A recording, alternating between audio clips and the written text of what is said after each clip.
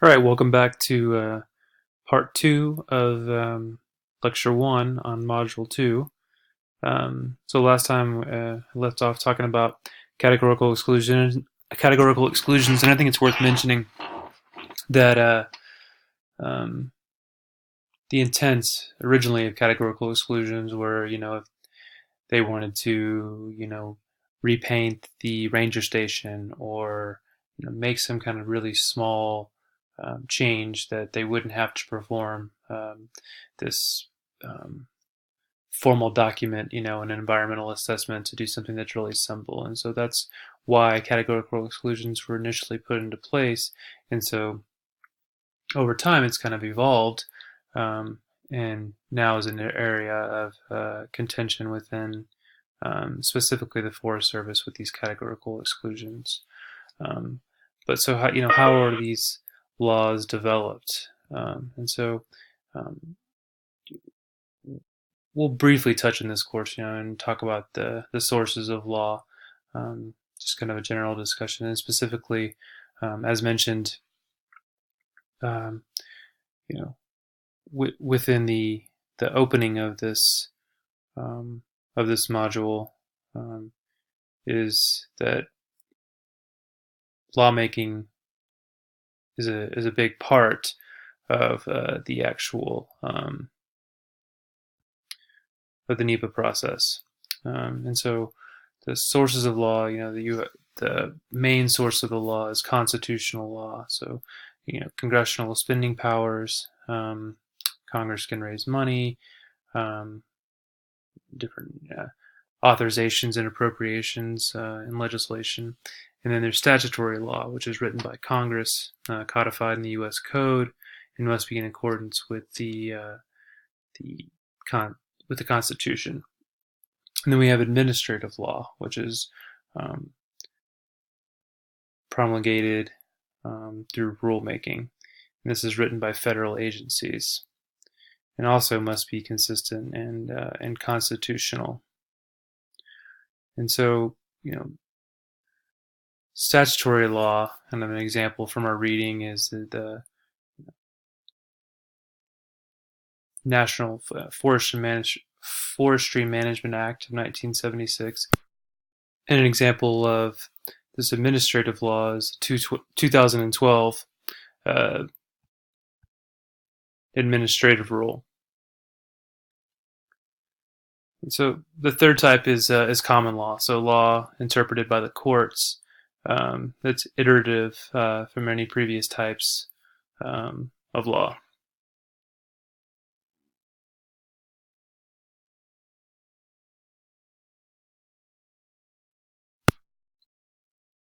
So this course deals with a lot of rulemaking by administrative agencies, particularly the U.S. Forest Service. And so this slide provides examples of issues addressed um, in rulemaking. Should the U.S. Forest Service ban road building on 59 million acres of Forest Service land? Should snowmobiles be allowed in Yellowstone National Park? Should grizzlies be reintroduced into more of their historic range? Should wolf populations be delisted under the Endangered Species Endangered Species Act? And how should motorized recreation be managed on public land? So these are some of the questions and some of the issues that are dealt with rulemaking, where it's determining things that are actually happening within the Forest Service and how the land's managed. So purposefully, natural resource statutes are usually vague and well, not purposely. They're generally vague and they sometimes can be contradictory. They are vague for a reason, and we'll talk a little bit more about that in the next couple of slides. But so the multiple use mandates for the BLM and the U.S. Forest Service, are written in a way that can be open to interpretation. So, national forests are to be administered for outdoor recreation, range, timber, watershed, and wildlife and fish purposes. and that was written specifically in alphabetical order in order not to put one thing in front of the other. And this is supposed to be in the combination that will best meet the needs of the people. And so, some land will be used for less than all of its resources. It's not necessarily the combination of uses that will, give the greatest dollar amount return or provide the greatest unit of output when we're talking about how to manage our land for multiple uses. And it's been used to justify, everything from the roadless rule to huge timber sales. This multiple use mandate. And so the rulemaking, as you can see, is a very powerful tool that these agencies possess.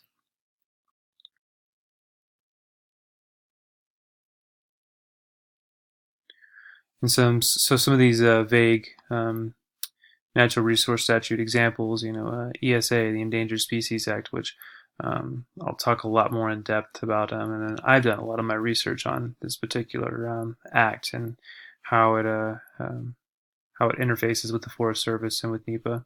But what do threatened and endangered mean? What does a significant portion of range mean? NFMA, this mandate provides for diversity of plant and animal community based on the suitability and capability of the specific land area in order to meet overall multiple use objectives. So this is very broad and very interpretational language. The Wilderness Act, wilderness is an area untrammeled by man. National parks, managed for preservation and enjoyment. Okay, well, what does that mean? Agencies have to fill in these details, and this is at the administrator's discretion.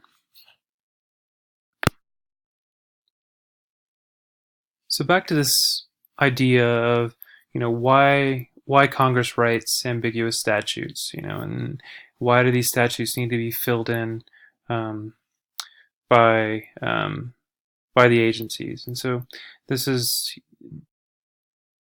a few different explanations for this. One of them is deference to agency expertise. So the agency has the expertise, and so they're the ones who should actually be deciding how the rules are going to be put into place, how this statute is actually going to be put into place, or how the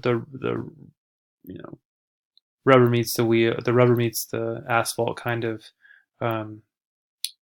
explanation. And so they interpret and implement the goals of Congress, the Congress's statutes. And so this leaves room for agencies to draw upon their own scientific expertise. It leaves some flexibility for site-specific decision-making to take place within different national forests or different areas of the Forest Service. There's this pluralist explanation, so that legislation is a result of different groups trying to maximize their interests and how they compromise to get to their individual goals. But the conflict is sent to the agencies, and they determine how to manage that, which is similar to this kind of public choice explanation.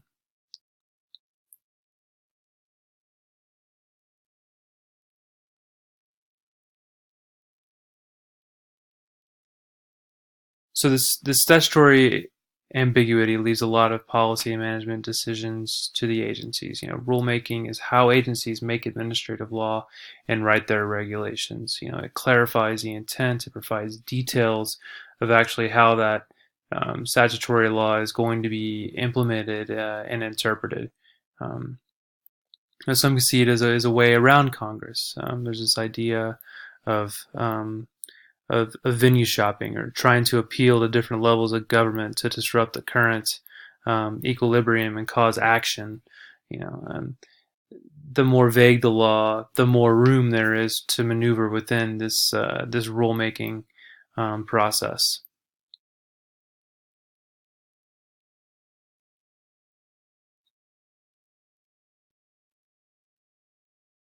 So from the first module, you read the Administrative Procedures Act of 1946, a framework for regulating agencies, so requiring agencies to keep the public informed of their procedures and rules, requiring them to provide public participation in this rulemaking process, establishing formal standards for rulemaking, and defining the scope of judicial review of rules and other agencies' decisions.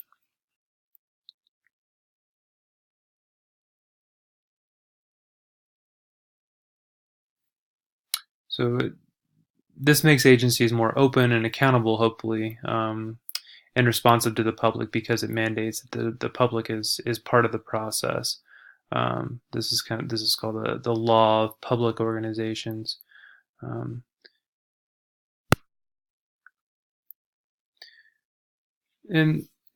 the APA also concerns the separation of powers in the U.S. government, so it provides checks and balances and guides the relationships between the legislature agencies, the court, and the executive agencies.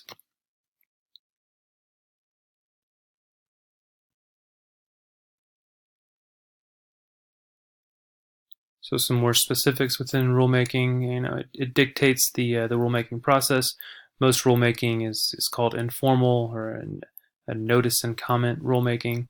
There's three essential components: information, participation, and accountability. So information, so the agency notifies the public of its intent to make a rule. There's a notice, and then a public comment on rulemaking, and then it's subject to accountability. So there's a judicial review under Section 706 of the APA. So rules are announced in the Federal Register, which is published daily, and published in the Code of Federal Regulations, the CFR, which is published annually. And so this is the most rigorous process for agency action in the world.